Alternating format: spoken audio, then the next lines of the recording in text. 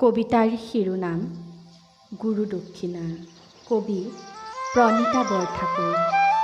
সকলো চিৰনমস্য শিক্ষাগুৰুৰ হাতত।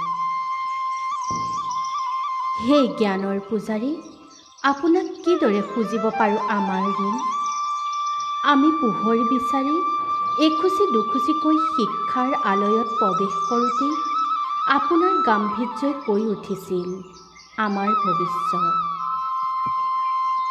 কুঁহিপাত মেলি আওৰাই গৈ থাকোঁ, চুঙি পেঞ্চিলত হাত বুলাই ফলিত একা বেকাকৈ গৈ থকা বৰ্ণৰ শব্দবোৰত আপুনি দিয়া জ্ঞানৰ পৰশ আছিল। গ্ৰীষ্মকালৰ ৰ'দৰ প্ৰকোপত বৃক্ষতলৰ পাঠদান অথবা শ্ৰেণীকোঠাৰ চাৰিবেৰৰ মাজত আপুনি ভৱিষ্যতৰ সম্পদ গঢ়িছিল। সম্পদবোৰ হয়তো আমি অথবা আন কোনোবা বহুত আছিল।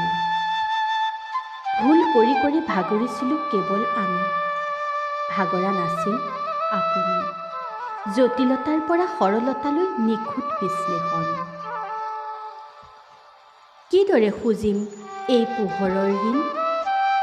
এন্ধাৰৰ কোঠৰীৰ পৰা আপুনি উলিয়াই আনে হীৰা সোণ। কোনোবাজন শাৰীৰিক, কোনোবাজন মানসিক অক্ষম। অকল মাত্ৰ আপুনি পাৰে সমতাৰ দৃষ্টিৰে আগুৱাই লৈ যোৱা কৃতি।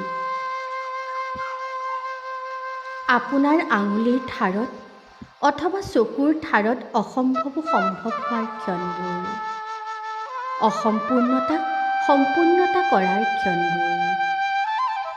পঢ়া কোঠালীৰ চৌপাশেই নহয়, জীৱনৰ চৌপাশে বৰ্তমানতো বিৰাজমান। জ্ঞানৰ পূজাৰী, আপোনাক কিদৰে পুজিম? গুৰু দক্ষিণা খুজিব পৰা নাই কাহানিও। নিষ্ঠা, সততা, একাগ্ৰতা, পৰোপকাৰী, নিয়মানুৱৰ্তিতা আৰু বহুতো আদি পাঠ একলা একলাকৈ শিকাই গঢ় দিয়া সম্পদৰ অপভংশ আমি। গুৰুৰ পদাঙ্কৰে আমিও আজি আগবাঢ়োঁ, উজুতি খাওঁ, আকৌ মূৰ তুলি চাওঁ আগলৈ। আপোনাৰ পৰা পোৱা ৰত্নবোৰ অনুসৰণ কৰি আমিও মাণিক বুটলাৰ মৰ সাহস বুকুতে বান্ধোঁ। কিদৰে খুজিম এই ঋণ?